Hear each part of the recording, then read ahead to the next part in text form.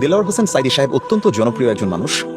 ওনাকে যখন শুরুর দিকে বলা হলো যে যুদ্ধাপরাধী, পরবর্তীতে তার মামলাটাকে নিয়ে যাওয়া হলো মানবতা বিরোধী অপরাধ, এবং সেই মামলার রায়ে তাকে যাবজ্জীবন কারাদণ্ড দেওয়া হলো এবং পরবর্তীতে তিনি কারাগারেই মারা গেলেন।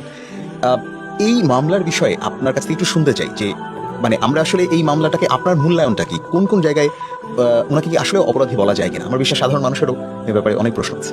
দেখেন, আপনাকে অসংখ্য ধন্যবাদ, চমৎকার একটা প্রশ্ন করেছেন। দেলোয়ার হোসেন সাইদী সাহেবকে কিন্তু আমি ছোটবেলা থেকে খুব পছন্দ করি, ওনার ওয়াজ শুনে শুনে কিন্তু আমরা বড় হয়েছি। দেলোয়ার হোসেন সাইদী সাহেবকে যেভাবে হত্যা করা হয়েছে এবং এটা একটা জুডিশিয়াল কিলিং, এবং ওনার বিরুদ্ধে আপনি যদি দেখেন, আমাদের আইনে অনেক চর্চা হচ্ছে নতুন বাংলাদেশে আইনে আমাদের আইনে একটা ম্যাগজিম আছে যে 100 জন অপরাধী মুক্তি পাক, একজন নিরাপরাধীর জন্য শাস্তির আওতায় না আসে। এটা হচ্ছে আমাদের আইনে একটা ইউনিভার্সাল ম্যাগজিম। এটা হচ্ছে ন্যায় বিচারের সবচেয়ে বড় শক্তি। এটা দেখেন, সাইদী সাহেবকে আপনি যদি সাইদী সাহেবের মামলাটা একটু বিবেচনা করেন তাহলে আপনি অবাক হয়ে যাবেন। এটা নিয়ে আলোচনা কেউ করেন, আমি খুব কষ্ট পাই। যারা তাকে ভালোবাসে, যারা তাকে ওন করে, যারা আদর্শ প্রচার করছে, তাদের মধ্যে এটা নিয়ে কোনো গবেষণা নেই। অথচ প্রত্যেকটা, যাদেরকে গত আমলে জুডিশিয়াল কিলিং হত্যা করা হয়েছে, প্রত্যেকটা নিয়ে আলোচনা করার প্রয়োজন ছিল।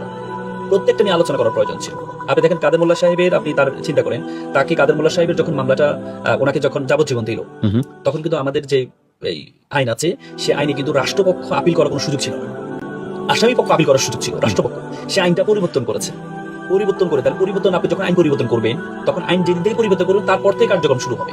কিন্তু তার আগের একটা জিনিসকে আপনি আপিল করার সুযোগ দিয়ে দিলেন। আইনের কত বড় একটা ব্যর্থ, সেটা নিয়ে কেউ কোনো কথা বলে না।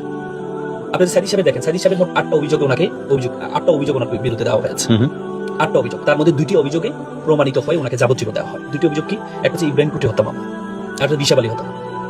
ইব্রাহিম কুটি, বিশাবালী হত্যা মামলা, 2টি অভিযোগে ওনাকে অভিযুক্ত করা হয় এবং অভিযোগে ওনাকে যাবজ্জীবন দেওয়া হয়। আপনি দেখেন, ইব্রাহিম কুটি 71 সালে যখন মারা যায়, 1971 সালে পরবর্তীতে স্বাধীন হওয়ার পরে 72 সালে ওনার ওয়াইফ একটা মামলা করেছেন স্পেসিফিক আসামিদের নাম ধরে। এই আসামি বিরুদ্ধে একটা মামলা করেছেন তার ওয়াইফ, সেখানে দেলোয়ার হোসেন সাইদী সাহেবের নাম নেই। যখন আসামি পক্ষ, যখন সেই মামলার কাগজটা যখন ট্রাইব্যুনালে নিয়ে আসা হলো, তখন তো ট্রাইব্যুনালের সবাই, তখনকার অ্যাটর্নি জেনারেল ছিল, তিনি প্রায় 10 দিন ধরে পিরোজপুরে গিয়ে অবস্থান করেছিলেন। এই কাগজ কিভাবে পেল?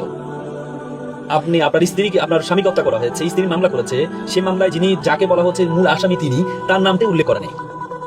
তাহলে আপনি তার হত্যা মামলায় পরবর্তীতে আসামি হিসাবে তাহলে ধরে নেওয়া হয়, এটা কি? এটা একটা ফার্স, তাহলে আসলে একটা উপহাস করা। তারপরে বিশাবালী হত্যা মামলা, বিশাবালীর ভাই এই যাকে গুম করা হয়েছে, সুকরঞ্জন বালী, রাষ্ট্রপক্ষের সাক্ষী ছিল। পরবর্তীতে তিনি যখন তার চিন্তা হলো যে আসলে আমার এটা ভুল